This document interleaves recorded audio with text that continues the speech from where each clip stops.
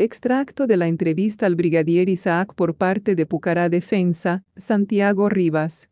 Resumen.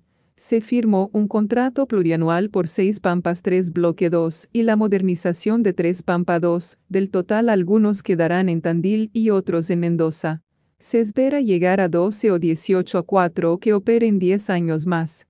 Este año se certificarán 6 u 8 Potstordo. Se espera equipar los Texan con los FN Herstal y empezar a tirar. Para agosto se espera tener a los 2 F-28 volando. Se empieza a trabajar en la incorporación de un segundo Boeing 737. De los 14 B-200 adquiridos irían 12 a la Fuerza Aérea y 2 a la Armada. Hay 3 A-340 operativos. Se sigue buscando operador que haga el overhaul de los motores del Mi-171.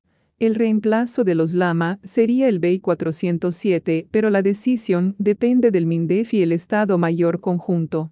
Hoy hay gente en China para ver el JF-17, el AL Texas está en estudio, el MiG-35 ya fue estudiado y hay otro ofrecimiento de Israel por Lockheed.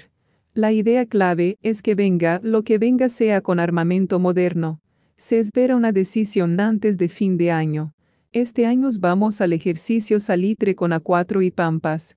A fin de año podremos, con suerte, tener el Pucará Fénix con cabina modernizada y ahí entra INVAP con su desarrollo del MET 1 y 2 para incorporar el pod, adaptar la cabina, el puesto trasero para reproducir las señales del radar AESA que le vamos a poner y, a mitad del año que viene podremos llegar a tener el primer Fénix completo. A fin de año empieza a rodar el prototipo del IA-100 Malvina. Esto fue un resumen. Saludos defensores a los KFIR que se los metan en el Q.